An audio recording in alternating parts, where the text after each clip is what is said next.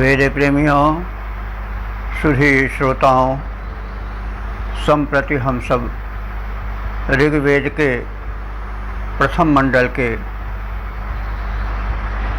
91वें सूक्त के 20वें मंत्र की व्याख्या में प्रवेश करने जा रहे हैं।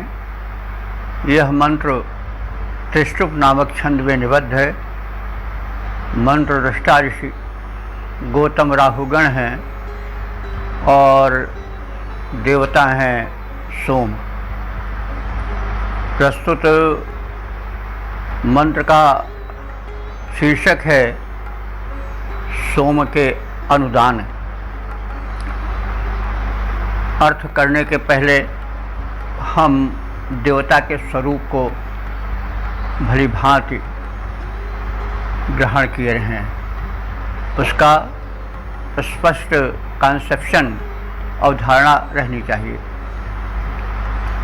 सोम यों तो एक लता है, वल्ली है, जिसका रस अत्यंत पौष्टिक और स्वास्थ्यप्रद दीर्घायु प्रदाता है, किंतु सोम वहीं तक नहीं है यावत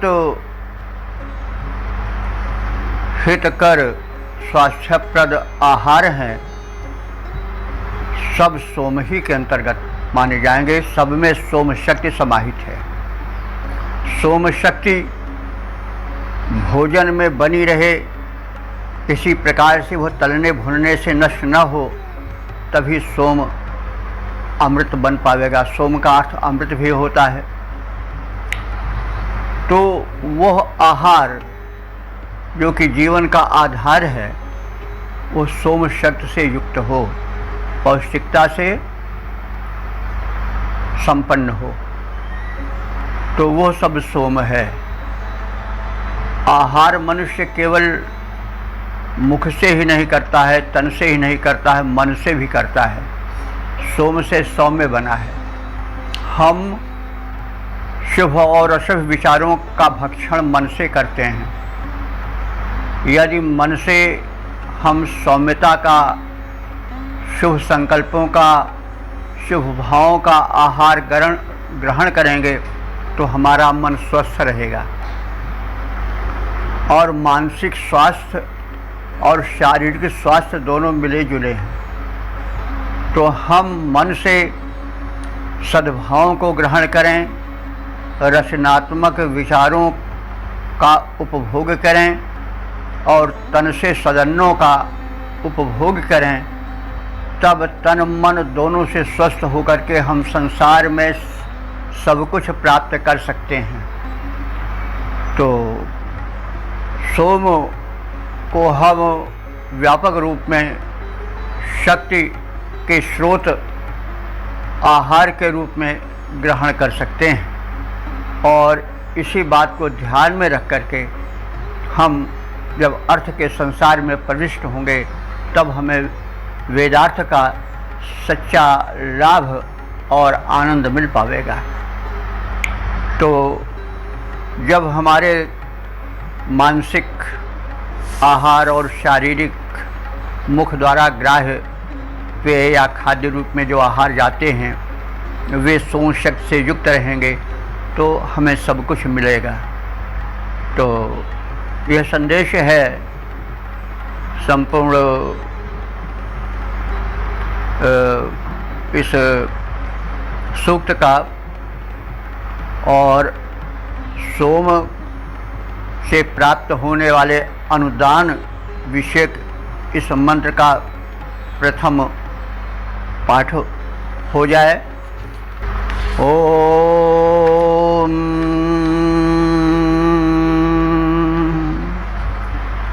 सोमो धेनुम सोमो अरवन्तमाशुं सोमो वीरं कर्मण्यं ददाति साधन्यं विदथ्यं सभेयं पितृश्रमणं या ददाश दस्मै। शब्दार्थ से परिचय प्राप्त करें।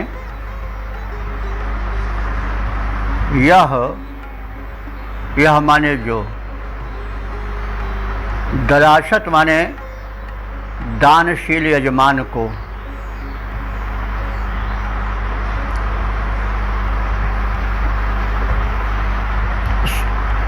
धेनुम ददाती गाय देता है। गोधन वैदिक युग का सबसे बड़ा धन था और समृद्धि का आकलन उस युग में गायों से किया जाता था। तो असमय सोमः यानी हम लोगों को जो कि सोम के भक्त हैं, सोम को आहुति देते हैं, यज्ञ करते हैं, ऐसे यजमानों को, उपासकों को सोम धेनुम ददाति गोधन देता है। सोमः आशुम अरवंतम ददाति। जो सोम शक्ति है वह सबल बना करके सुपात्र को, आशुम माने तीव्र गति वाला, शीघ्र चलने वाला, तीव्र गतिधारी, अरवंतम माने अश्व को। उस समय का बहुत बड़ा धन अश्वधन भी था। यात्राएं अश्वों से पूरी होती थी और युद्ध अश्वों के द्वारा जीता जाता था। इसलिए अश्वधन भी वैदिक युग का बड़ा भारी धन था। तो ऋषि कह रहा है कि जो सोम का भक्त है, जिसमें सोम शक्ति जागृत होती है, उसे वह सोम आशुम अरवंतम ददाति, शीघ्र गमनकारी, तीव्र गतिधारी, अरवंतम अश्वम ददाति, प्रददाति। और वह क्या देता है? कर्मण्यम। कर्मण्यम माने कर्म कुशल। विदथ्यम माने विदथ का दो अर्थ होता है। विदथ यज्ञ को भी कहते हैं और विदथ युद्ध को भी कहते हैं। तो विदथ्यम माने युद्ध कुशल अथवा यज्ञ कुशल। ये सब विशेषण पुत्र के हैं। जो सोम का उपासक है उसको सोम शक्ति जो है वो ऐसा पुत्र देती है जो कि कर्मण्य होता है, कर्मठ होता है। और विदथ्यम माने यज्ञ करने वाला अथवा युद्ध में विजय प्राप्त करने वाला होता है। और कैसा होता है वह पुत्र? जिसे सोम यजमान को प्रदान करता है साधन्यम। वह गृह के प्रबंधन में कुशल होता है, यानी घर बार गृहस्थी कैसे चलाई जाए इसमें उसको कुशलता अथवा दक्षता प्राप्त होती है। और वह सभेयम, सभेयम माने सभा के योग्य होता है। सभायाम साधु सभ्य। जो सभा में, सोसाइटी में बैठ करके वहाँ की शोभा बढ़ा सके वही सभ्य होता है। सभ्य शब्द सभा से बना है। सभायाम साधु, जो सभा में बैठने के काबिलियत रखता है, योग्यता रखता है, वही सभ्य है। तो सभ्य होना बड़ी चीज़ है। तो सोम शक्ति उपासक को ऐसा पुत्र देता है, ऐसे पुत्र से शोभित करता है, संपन्न करता है, जो सभेयम माने सभा में प्रतिष्ठित होने वाला हो। और कैसे पुत्र देता है? पितृश्रवणम, जो कि पिता की आज्ञा को सुने। श्रवणम माने सुनने वाला, तो पितृश्रवणम माने पिता की आज्ञा सुने। ये नहीं कि पिता कहे कुछ और उस पर कान ही ना दे, श्रवण ही न करे लड़का, तो कुछ उस पर ध्यान ही ना दे, तो वो तो बड़ा कष्ट होता है। नहीं, पुत्र को जो कुछ कहा जाए, जो शिक्षा दी जाए, उसके विपरीत हो चले, उस पर ध्यान न दे, तो यह पिता के लिए कष्टकर प्रसंग होता है। तो जो सोम शक्ति से संपन्न यजमान होता है, उसका पुत्र जो है वो पितृभक्त होता है। वो पिता की आज्ञा को सुनता है और उस तदनुसार आचरण करता है। और वो पुत्र कैसा होता है? वीरम, तो वीर होता है, कायर नहीं होता है। तो इस प्रकार से हमने यह जाना कि जो सोम का अनुग्रह प्राप्त करता है, उसको यह सोम दुधारू गायें देता है और तीव्रगामी अश्व देता है, और ऐसा पुत्र देता है जो कि कर्मठ होता है, जो कि यज्ञ करने वाला अथवा युद्ध में विजय प्राप्त करने वाला होता है, जो गृह प्रबंधन में कुशल होता है, जो सभा में प्रतिष्ठा पाने वाला होता है, और जो पिता की आज्ञा को सुनने वाला, मानने वाला, उस पर आचरण करने वाला होता है, जो शूरवीर होता है। ऐसे पुत्र को सोम प्रदान करता है। तो इस प्रकार से सोम की महिमा और सोम के अनुदानों का इस मंत्र में कथन हुआ है। सोम उपासकों को सर्वतोन्मुखी उत्थान प्रदान करता है। वह यजमान को गायें, तीव्रगामी अश्व और योग्य सुपुत्र देता है, जो कर्म कुशल होता है, युद्ध कला में निपुण होता है, यज्ञ कर्म में अग्रगण्य रहता है, गृह प्रबंधन में कुशल होता है, दक्ष होता है, सभा में प्रतिष्ठा पाने वाला होता है और पिता के यश को बढ़ाने वाला होता है। ऐसा पुत्र सोम देवता की अनुकंपा से यजमान को सुलभ हो जाता है। अब हम इस मंत्र का छंदोबद्ध प्रारूप भी देख लें। दानी यजमान का विकास करता है सोम, चारों ओर प्रगति का करता विधान है। धेनु देता तीव्रगामी अश्व करता प्रदान, तानता समुन्नति का उन्नत वितान है। दक्ष पुत्र रत्न देता युद्ध कला में प्रवीण, मिलता जिसे की सभा मध्यपूर्ण मान है। गृह के प्रबंधन में कुशल विकासशील, यश को पिता के वृद्धि करता प्रदान है। यश को पिता के वृद्धि करता प्रदान है। ओम ओम।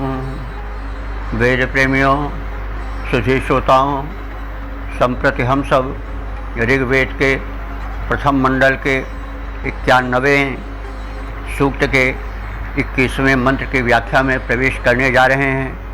यह मंत्र त्रिष्टुप नामक छंद में निबद्ध है।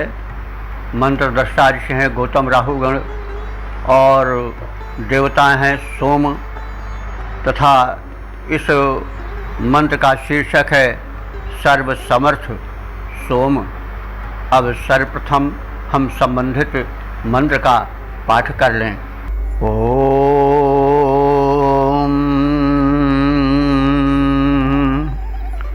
अषाढ़हं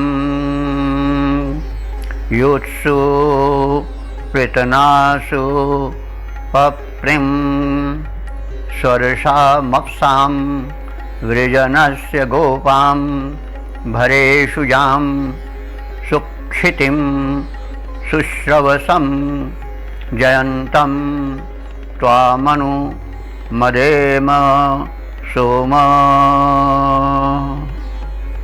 शब्दार्थ से परिचय प्राप्त करें। सोमो, हे सोम देवता।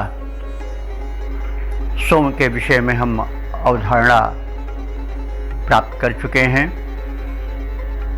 तो युत्सु अषाढ़हम, तुम जो हो, युत्सु माने युद्धों में, युत्सु युद्धों में, अषाढ़हम, अषाढ़हम कहते हैं अपराजित। देखिए बंधुओं, ये अषाढ़हम में एक डा के आकार का कुछ ऐसा अक्षर होता है जो कि इस समय देवनागरी लिपि में तो नहीं चलता है, लेकिन ब्राह्मी लिपि में, वेद में चलता था। तो इसका उच्चारण कुछ लोग ला करते हैं, कुछ लोग डा करते हैं। जैसे इला, कुछ इड़ा को कुछ लोग इला कहते हैं, कुछ लोग इड़ा कहते हैं। वास्तव में यह है डा और ला के बीच की ध्वनि है। जैसे रा, रा यानी ला भी निकले, डा भी निकले, रा। तो लेकिन अब वो ज़रा कठिन होता है, इसलिए दोनों तरह से उच्चारण उसका सुना समझा जाता है। हम लोग इस विषय में परिचय प्राप्त कर लें, इसलिए इतना कुछ कहा गया। तो युत्सु युद्ध में, हे सोम तुम अषाढ़हम, अषाढ़हम, अषाढ़हम, तुम जो हो वो अपराजित हो, यानी युद्ध में तुम्हें कोई पराजित नहीं कर सकता। इसका मतलब क्या हुआ कि सोम शक्ति जिसमें रहती है वह व्यक्ति अपराजय हो जाता है। और पृतुनास पप्रिम, पृतना, पृतना कहते हैं सेना को, और पृतनासु माने सेनाओं में। तुम पप्रिम, पप्रिम माने बलवर्धक हो, सेनाओं में बल बढ़ाने वाले हो। यानी सैनिक लोग जब सोम शक्ति से युक्त रहेंगे, जब ऐसे आहार से युक्त रहेंगे जिससे शक्ति वर्धन होता है, तो सेना में बल आएगा ही। तो कहा गया है पृतनासु पप्रिम, हे सोम तुम सेनाओं में बल बढ़ाने वाले हो, अर्थात बल बनकर उत्पन्न होते हो, दिखाई पड़ते हो। और कैसे हो? स्वर्साम अपसाम, स्वर्ग सुख के प्रदाता हो। और कैसे हो? वृजनस्य गोपाम, वृजन कहते हैं शक्ति को, वृजनस माने शक्ति के, गोपाम माने रक्षक, गोप रक्षक को कहते हैं। वैसे गोप ग्वाले के अर्थ में होता है, लेकिन गो शब्द से पा माने पाति रक्षति, तो पाप रक्षणे प्रयुक्त शब्द अक्षर। तो पा, तो गोप माने संरक्षक। तो तुम जो हो वो वृजनस्य गोपाम, शक्ति के संरक्षक हो। यानी सोम शक्ति जब तक रहती है तब तक तन मन बुद्धि में, मेधा में एक बल होता है, एक तेज होता है। तो इसलिए कहा गया है कि हे सोम तुम जो हो वह शारीरिक, मानसिक और बौद्धिक बल के संरक्षक हो। भरेशु जाम, भरेशु, भरेशु कहते हैं ऐश्वर्य, सप्तमी है इसे ऐश्वर्यों में। जाम माने जा है, जा माने उत्पन्न होना। तो तुम ऐश्वर्यों में उत्पन्न देख पड़ते हो, यानी कहीं अगर ऐश्वर्य दिखाई पड़ रहा है तो उसके पीछे तुम्हारी शक्ति रहती है। जब सोम शक्ति आहार विहार, यानी जो शरीर में आहार दिया जा रहा है वो सोम शक्ति से युक्त होता है। व्यवहार में, विचार में जब अच्छे विचार, सकारात्मक विचार होते हैं तो मानसिक शक्ति में वृद्धि होती है। तो इस तरह से हम इसके अर्थ को समझें कि तुम ऐश्वर्यों में दिखाई पड़ते हो, यानी तुम्हारे कारण ही कोई ऐश्वर्यशाली बन पाता है। और सुख क्षितिम, सुक्षितिम, क्षित कहते हैं निवास स्थान को, सुशोभन। तो क्षित माने पृथ्वी होता है, तो पृथ्वी भी इसी कार्य से क्षित कहाई होगी कि उसमें आदमी घर बनाता है, स्थिर होता है, वो आश्रय देती है, तो इसलिए क्षिति। तो क्षित का यहाँ पर जो अर्थ है वो है कि आवास, और सुशिक्षित माने सुंदर आवास के प्रदाता हो। यानी अगर किसी को सुंदर महल अटारी मिली हुई है तो वो सोमशक के कारण मिली हुई है। उसके मानसिक शक्ति और शारीरिक शक्ति और उसके उद्योग से ही तो मिलेगी, ये तात्पर्य इस कथन का है। तो हे सोमदेव, तुम्हारा प्राकट्य ऐश्वर्यों में होता है। तुम्हारा प्राकट्य सुंदर निवास स्थानों में, महल अटारियों में देखा जाता है, जहाँ तुम पौरुष बनकर, ऐश्वर्य बनकर लहराते हो। और सुश्रवसम, सुश्रवसम माने सुंदर यश में, अगर किसी को यश मिला हुआ है तो भी तुम्हारे कारण मिलता है, क्योंकि जब शरीर स्वस्थ रहता है, जब मन स्वस्थ रहता है, जब कर्मठ व्यक्तित्व होता है, जब सौम्यता होती है व्यवहार में, तब धन ऐश्वर्य अपने आप आता है और यश भी अपने आप आता है। यह आशय है कि तुम सुश्रवसम माने सुंदर यश में, शव कहते हैं यश को, शव अन्न का भी अर्थ देता है, तो हम चाहें तो अन्न से भी जोड़ सकते हैं। तुम सुंदर यश को देने वाले हो, अथवा सुंदर अन्न को उपज के रूप में श्रम के माध्यम से लाने वाले हो। और जयंतम, तुम्हारा दर्शन विजय में होता है।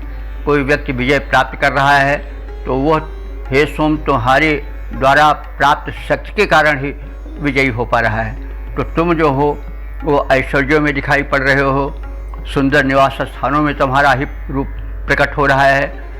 अगर कोई यश पा रहा है तो उसमें भी तुम्हारा ही स्वरूप है, और अगर कोई विजयी हो रहा है तो उसमें भी तुम्हारा निवास है, यानी उसके पीछे तुम ही हो।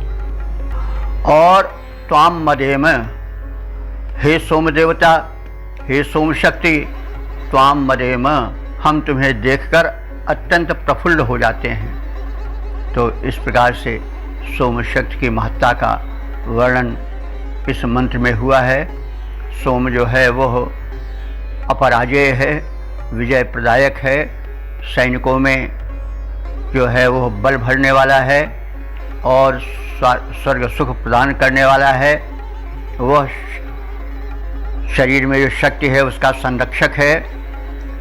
और सोम का स्वरूप जो है वह ऐश्वर्यों में दिखाई पड़ता है, सुंदर निवास आवास स्थलों में दिखाई पड़ता है, सुंदर यश में उसका ही हाथ रहता है, और विजयश्री में उसी का स्वरूप झलकता है। और इस प्रकार से यह सोम आनंदप्रद है। इस सोम शक्ति को देख करके हम सब अत्यंत प्रसन्न होते हैं। तो अब संबंधित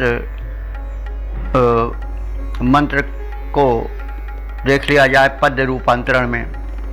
युद्ध में अजेय बल सेना का बढ़ाने वाले, युद्ध में अजेय बल सेना का बढ़ाने वाले, धरती के हेतु सुख स्वर्ग लाने वाले हो। शक्ति और सुरक्षा सुख वृष्टि करते प्रदान, वैभवों में निज रूप दिखलाने वाले हो। शुभ स्थान वासी कल कीर्ति के विकासी तुम, विजयी हो और जय को दिलाने वाले हो। तुम्हें देख कर हम होते हैं प्रफुल्ल देव, अपनों को सभी भांति अपनाने वाले हो, अपनों को सभी भांति अपनाने वाले हो। ओम। वेद प्रेमियों, सुधी श्रोताओं, संप्रति हम सब ऋग्वेद के प्रथम मंडल के 91वें सूक्त के 22वें मंत्र की व्याख्या में प्रवेश करने जा रहे हैं। यह मंत्र जो है वह त्रिष्टुप नामक छंद में निबद्ध है। मंत्र दृष्टा ऋषि हैं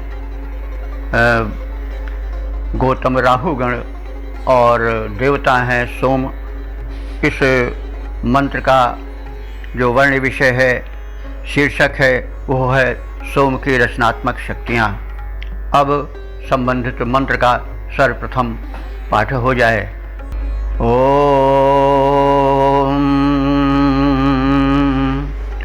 त्वमिमा ओषधयः ओषधीः सोम विश्वास्त्वमपो अजयनरजनयस्त्वं गाः त्वमाततन्थोर्वन्तरिक्षं त्वं ज्योतिषा वितमो ववर्थ। शब्दार्थ से परिचय प्राप्त करें। सोम, हे सोम शक्ति, हे सोम देवता, हे दिव्यमान देव, तुमने इमाह इन सब विश्वा समस्त औषधीय द्रव्यों को उत्पन्न किया है। तो औषधि तो आप जानते ही हैं, वे वनस्पतियाँ अथवा वस्तुएं जिनमें कि औषधीय तत्व यानी रोग से लड़ने की शक्ति हो, उसको दबाने की शक्ति हो और पोषण की शक्ति हो, वह वनस्पति अथवा खाद्य पदार्थ औषधि होता है। जो आदि व्याधि से दूर कर सके वह औषधि है। तो हे सोम, तुम संपूर्ण औषधियों में व्याप्त हो अथवा तुम ही औषधि रूप हो। तो त्वम अपः, हे सोमदेव तुम ही अप हो। अप जो है वह जल को कहते हैं, तो जल ही जीवन है। लेकिन अप शब्द के अंतर्गत जितने द्रव पदार्थ हैं, रसीले पदार्थ हैं, वे सब आ जाते हैं। जो फलों में रस होता है, जूस जिसको कहते हैं वो होता है, वो सब रसीय पदार्थ जो हैं वह अपसु कहे जाते हैं, अप कहे जाते हैं, जल कहे जाते हैं। तो जल से केवल जो जल पिया जाता है वही नहीं, वरन समस्त रसीले पदार्थ, समस्त जूसेस उसमें आ जाएंगे। तो उन जूसों में विचित्र शक्ति होती है, हम सब परिचित हैं। वो सुपाच्य होते हैं और पोषक होते हैं तथा विभिन्न स्वास्थ्य को संरक्षित और बलवर्धित करने वाले गुणों से युक्त होते हैं। तो हे सोम, तुम सभी जलीय पदार्थों में, द्रवीय पदार्थों में व्याप्त हो अथवा तुम वही हो। तो और आगे तुम्हारी महिमा क्या है कि त्वम गाह अजनय, तुमने गायों को जन्म दिया। तो गो शब्द जो है वो इंद्रिय के लिए भी होता है, गाय के लिए भी होता है, पृथ्वी के लिए भी होता है। कई अर्थों में गो शब्द प्रयुक्त होता है। तो तुम गायों को जन्म देते हो, इसका मतलब अगर हम गोधेनु को लें तो तुम धेनुओं में उनके आहार के माध्यम से जाकर के शक्तिशाली बन करके दुग्ध उत्पन्न करते हो। अथवा अगर इंद्रिय से लेते हैं तो तुम भीतर औषधीय द्रव्य को समेटे हुए हे सोम जाते हो और इंद्रियों को बलशाली बनाते हो, उनको सशक्त बनाते हो। तो इस तरह से हम अर्थ इसका कर सकते हैं। और तुमने ही उर्व अंतरिक्षम, उर्व कहते हैं व्यापक, अंतरिक्ष कहते हैं भूमि के ऊपर का जो आकाश है, जहाँ तक कि वायुमंडल व्याप्त है, वह अंतरिक्ष कहलाता है। तो तुम अंतरिक्ष में फैले हुए हो, यानी सोम शक्ति जो है वो आकाश में रहती है। आप सब इससे परिचित होंगे कि जितने मिनरल्स हैं, विटामिन्स हैं, जो स्वास्थ्यप्रद तत्व हैं, वो सब द्युलोक से आकर के विभिन्न ग्रह नक्षत्रों के, सूर्य आदि के माध्यम से आकर वायुमंडल में घुले मिले रहते हैं और उन्हीं को वनस्पतियां शोषित करती हैं, खींच लेती हैं क्लोरोफिल के माध्यम से। और धरती में भी वही तत्व आकर के आकाश से वर्षा के माध्यम से गिर करके व्याप्त हो जाता है और जल के माध्यम से भी पौधे उसी शक्ति को खींचते हैं। तो यहाँ इस प्रसंग में यह कहा गया है कि तुम ही अंतरिक्ष में व्याप्त हो, अर्थात तुम सूक्ष्म रूप से उर्वरक शक्ति बन करके विभिन्न शरीर के विवर्धक जो तत्व हैं, विटामिन्स, मिनरल्स, अन्य जो हैं पदार्थ, शरीर के विकास और संरक्षण और स्वास्थ्य वर्धन में वो अंतरिक्ष में व्याप्त हैं। और इस प्रकार से तुम अंतरिक्ष में फैले हो, तुम अंतरिक्ष को विस्तार किए हो, इसका आशय यही निकलेगा।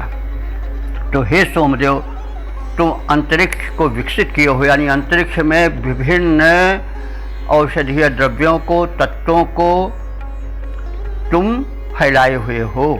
इस प्रकार से तुम अंतरिक्ष में फैले हुए हो, यह आशय निकला। तुम ज्योतिषा तमः विवर्थ, तुम ज्योतिषा माने अपने प्रकाश द्वारा, तमः माने अंधकार को, विवर्थ माने दूर किया है। क्या मतलब इसका निकला कि तुम्हारी ज्योति, हे सोम शक्ति, हे सोम देवता, जब तुम्हारा प्रकाश, तुम्हारी शक्ति, तुम्हारी ऊर्जा शरीर में फैल जाती है तो जो अंधकार माने रोग का, शोक का, दुर्बलता का अंधकार है वो दूर हो जाता है। इस प्रकार से तुम जो हो वह अपने ज्योति द्वारा, अपने स्वास्थ्यप्रद शक्ति द्वारा जो हो वो दौर्बल्य के अंधकार को, रोगजन्य अंधकार को, जो कि आगे अंधेरा ला देता है, उसको दूर करने वाले हो। और इस प्रकार से तुम हमें बहुत कुछ प्रदान करने वाले हो। तुम में देवत्व का वास है, तुम में प्रकाश का वास है, तुम में स्वास्थ्य का वास है। तो हे सोम देवता, तुमने इन सारी औषधियों को अपने भीतर समेट रखा है। तुम्ही सारी औषधियों में पोषण बन करके, गुण बन करके, रोग को हटाने का गुण बन करके व्याप्त हो। तुम जल में व्याप्त हो, रसों में व्याप्त हो, फलों के, सब्जियों के, तुम गायों में व्याप्त हो, दुग्ध में शक्ति बन करके, और तुम सभी इंद्रियों के में शक्ति बन करके व्याप्त हो। और तुमने ही यह विशाल अंतरिक्ष फैलाया है, अर्थात तुम इस विशाल अंतरिक्ष में विभिन्न पोषक तत्वों के रूप में फैले हुए हो। और तुमने प्रकाश द्वारा, यानी अपनी शक्ति द्वारा, अपने तेज द्वारा जो है वो हमारे अंधकार को, अर्थात हमारे दौर्बल्य को दूर किया है। हम तुम्हारे कृतज्ञ हैं, हम नत हैं, हम तुम्हारी प्रार्थना करते हैं। तुम इसी प्रकार से हमारा कल्याण करते रहो, यह भाव है। अब इसको हम पद्य रूपांतरण के रूप में देख लें। सोम देवता तुम्हारे कार्य है अनंत उच्च, सोम देवता तुम्हारे कर्म है अनंत उच्च, कीर्तियाँ अनंत इस लोक में तुम्हारी हैं। तुमने उत्पन्न किया औषधियों को समस्त, तुमने उत्पन्न किया रसधार भारी है। इंद्रियां सबल किया तुमने ही सोमदेव, इंद्रियां सबल किया तुमने ही सोमदेव। तेरे द्वारा परिपुष्ट हुई गायें सारी हैं, सीमाहीन अंतरिक्ष तुमने बनाया देव। प्रकाश से दूर किया सारी अंधियारी है, प्रकाश से दूर किया सारी अंधियारी है। ओम। वेद प्रेमियों, सुधी श्रोताओं, संप्रति हम सब ऋग्वेद के प्रथम मंडल के 91वें सूक्त के 23वें मंत्र की व्याख्या में प्रवेश करने जा रहे हैं। यह मंत्र त्रिशुप नामक छंद में निबद्ध है। मंत्र दृष्टा ऋषि हैं गौतम राहुगण और देवता हैं सोम। इस मंत्र का जो शीर्षक है अथवा वर्ण विषय है वह सोम सामरिक उपद्रवों से हमारी रक्षा करे, यह है। अब संबंधित मंत्र का सर्वप्रथम पाठ हो जाए। ओम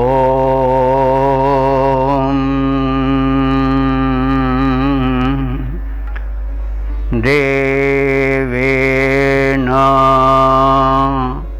नो मनसा देव सोम रायो भागम सहसा वन्नभियुध्य मात्वा तनदीशिषे वीर्यस्यो भयेभ्यः प्रचिकित्सा गविष्टौ। शब्दार्थ से परिचय प्राप्त करें। देव, हे द्योतमान प्रकाशमान देव सोम, सहसा वन, सह कहते हैं बल को, और सहसा वन माने बल संपन्न। तो हे दिव्य प्रकाशक सोमदेव, तुम बल से संपन्न हो। देवेन मनसा रायः, और तुम से प्रार्थना है कि देवेन मनसा माने दिव्य मानसिक स्थिति द्वारा, रायः भागम, रायः माने ऐश्वर्य धन, धनेश्वर्य के भागम माने भाग को। भाग कहते हैं भजते इति भागः, जो वस्तु अपने परिश्रम से उद्योग से प्राप्त किया जाए वह भाग, जो भजनीय है, जो हमारे अंश का है, उसे न हमारे लिए या हमको अभियुद्ध माने युद्ध करके दो। तात्पर्य क्या हुआ कि हमारे न्याय भाग को, जो हमने श्रम से प्राप्त किया है, उसको दुष्ट अपहृत कर लिए हैं। तो उन दुष्टों से तुम संघर्ष करके हमें वह हमारा न्याय भाग प्रदान करो, और इसके लिए अभियुद्ध तुम उन दुष्टों से युद्ध करो। और माँ आतनत, क्योंकि तुम्हें तन माने विस्तार, विस्तारार्थे तनः तनुते, तो तुम्हारा जो विस्तार है माँ आ, कोई उसको रोक नहीं सकता है। और उभयेभ्यः वीर्यस्य ईशसे, उभयेभ्यः माने दोनों प्रकार से, यानी तन से, मन से, लोक से, परलोक से, यह जो युग्म है वही उभय है। तो उभयो माने दोनों के, अर्थात तन और मन के, लोक और परलोक के, और शारीरिक और मानसिक के, इन सब के तुम जो हो वो ईशिषे माने स्वामित्व करने वाले हो। यानी उभयेभ्यः तन मन और स्वर्ग अपवर्ग, और इसी प्रकार से जो युग्म है लोक परलोक आदि के, इन दोनों युग्मों के जो नियंत्रक शक्ति है, उस वीर्य के, उस शक्ति के तुम ईशिषे माने स्वामित्व करने वाले हो, उस पर शासन करने वाले हो। कहने का मतलब हुआ कि चाहे वह लोक हुआ, चाहे परलोक हुआ, चाहे तन हुआ, चाहे मन हुआ, इनसे जो संबंधित शक्तियां हैं उन सब के नियंत्रक तुम हो। तो सोम शक्ति ही सबका नियंत्रण करती है। सोम शक्ति को हरिशरण विद्यालंकार ने वीर्य शक्ति से लिया है। तो वीर्य शक्ति भी एक सबसे बड़ी शरीर की अवरोधक शक्ति है और बलदायक शक्ति है, लेकिन वह जो वीर्य शक्ति है वो भी तो आहार से ही आती है, सोम शक्ति से ही आती है। धातुओं का चयापचय होता है, मेटाबॉलिज्म होता है, जो हम खाते हैं वो रस बनता है, रस से रक्त बनता है, रक्त से मांस, मांस से अस्थि, मज्जा, फिर वीर्य बनता है। तो वीर्य जो निचोड़ होता है पूरे आहार का, वह वीर्य शक्ति है। वीर्य शक्ति ही जाकर के इम्यूनिटी पावर बनती है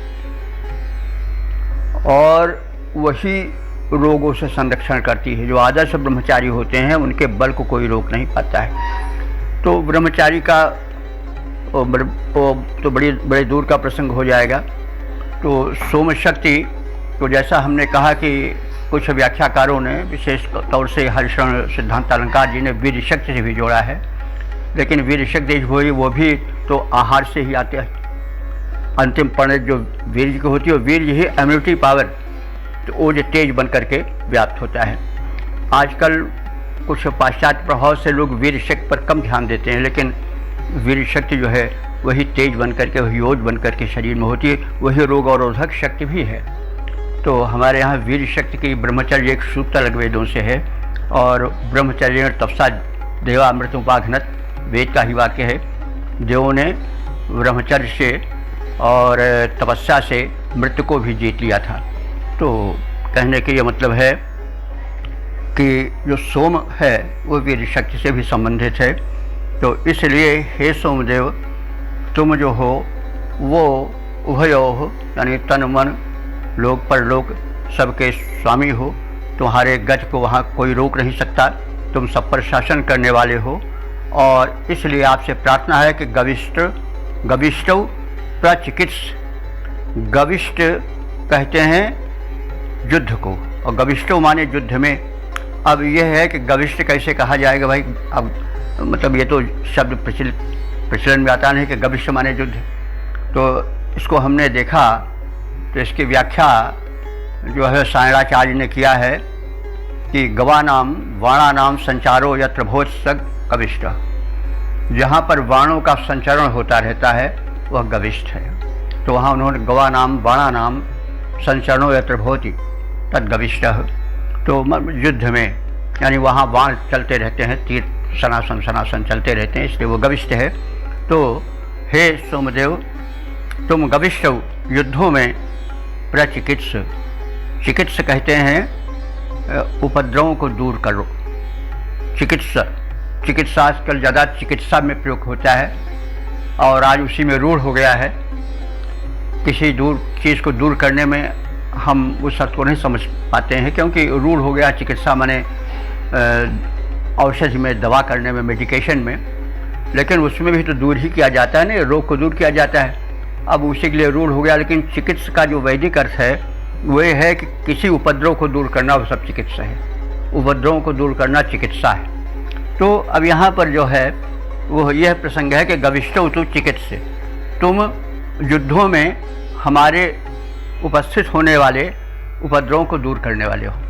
तो इस प्रकार से हे सोमदेव, तुम शत्रु शामक हो, और तुम प्रसन्न मन से हमें धन प्रदान करो, ऐश्वर्य प्रदान करो। तुम परम बलशाली हो, तुम्हें प्रतिबंधित करने वाला कोई नहीं है। शारीरिक और मानसिक, पृथ्वी और स्वर्ग, इन दोनों स्थानों से संबंधित शक्तियों के तुम स्वामी हो, नियंत्रक हो। युद्ध में अपने प्रभाव से हमें विजय दिलाने वाले हो, और युद्ध के सारे उपद्रवों से हमारी रक्षा करने वाले हो। तुम इन समस्त उपद्रवों को दूर करो, यह आपसे प्रार्थना है। उपद्रव और युद्ध को हम कई बार मतलब व्याख्यायित कर चुके हैं कि युद्ध का मतलब केवल समरस्थल ही नहीं लेना चाहिए। हम स्थान स्थान पर युद्ध से लड़ते हैं। इसमें सबसे बड़ा युद्ध कोरोना वाला चल रहा है, वो सबसे प्रबल युद्ध है। वहाँ एटम बम और सब पूरा हाइड्रोजन बम, सारी मिसाइल फेल हैं। तो युद्ध हमें रोग से, शोक से, अपनों से, परायों से भीतर बाहर नित्य करने पड़ता है किसी न किसी रूप में। तो सोम शक्ति हर जगह साथ देती है। समरस्थल में उतरें तो भी वो सोम शक्ति साथ देगी, और हम अगर जीवन में किसी क्षेत्र में उतरें, संघर्ष करें, तो वहाँ हमारी वो साथी होती है। साथ साथ रोग शोक में भी वो साथी होती है, और वो विजय दिलाने वाली है। अंत में इस प्रकार से सोम शक्ति की जो है वो प्रशंसा की गई है, उसकी स्तुति की गई है, और मंत्र का समापन किया गया है। और इस प्रकार से यह जो है वो अंतिम मंत्र है इस सूक्त का, और इसमें सोम शक्ति से प्रार्थना करके और उससे जीवन युद्ध में विजय की कामना की गई है।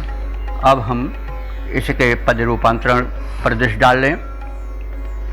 शत्रु शामक हे सोम देवता हमारी सुनो, शत्रु शामक हे सोम देवता हमारी सुनो, होकर प्रसन्न हमें वैभव का दान दो।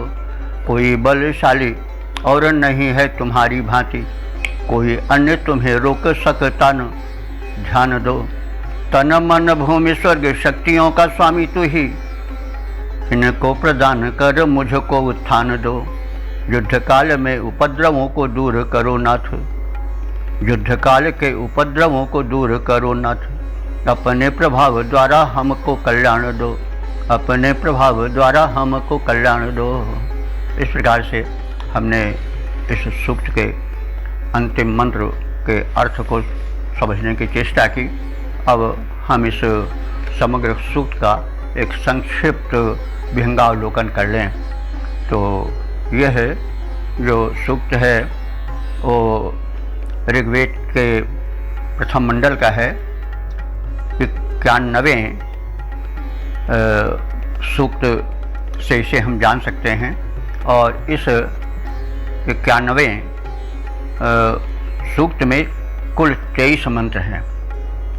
और इस सूक्त में जो छंद प्रयुक्त हुए हैं वे 3 प्रकार के छंद हैं।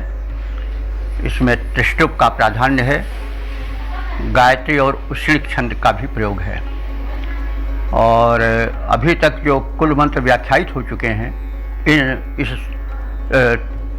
सूक्त के 23 मंत्रों के अतिरिक्त उनकी संख्या कुल मिलाकर के 1010 हो चुकी है।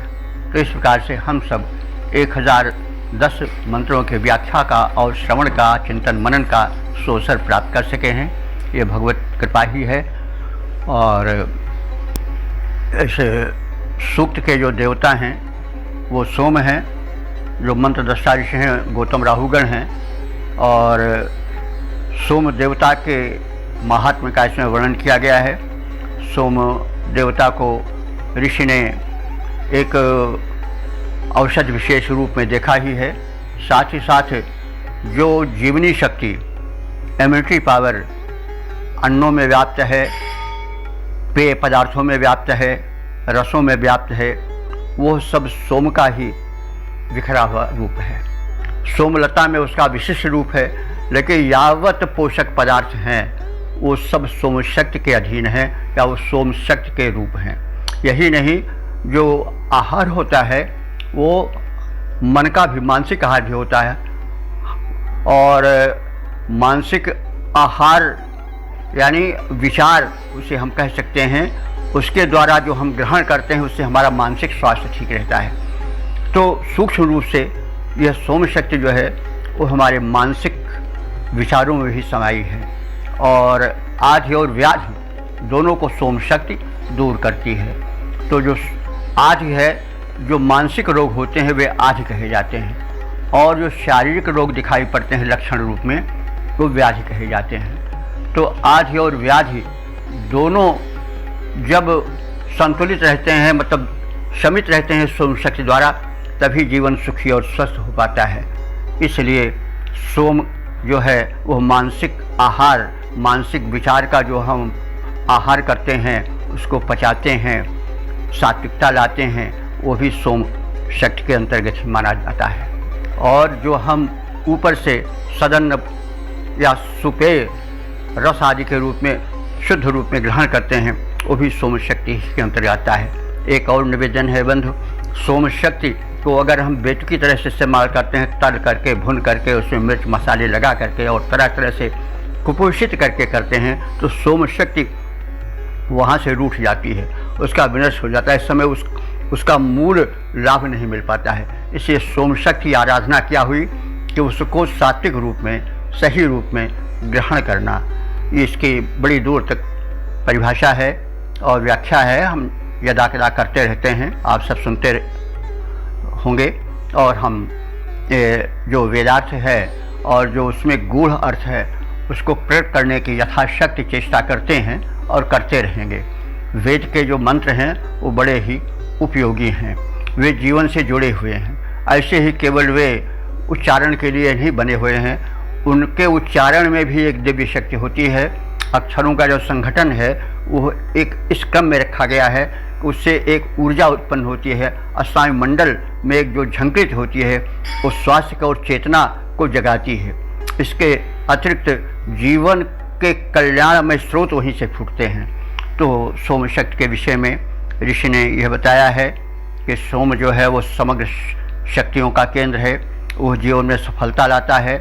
जब हमारा आहार तन और मन का शुद्ध रहता है, एक दिव्यता जगती है, एक सौम्यता जगती है, स्वास्थ्य जगता है और उसके फलस्वरूप हमें चारों ओर विजय मिलती है।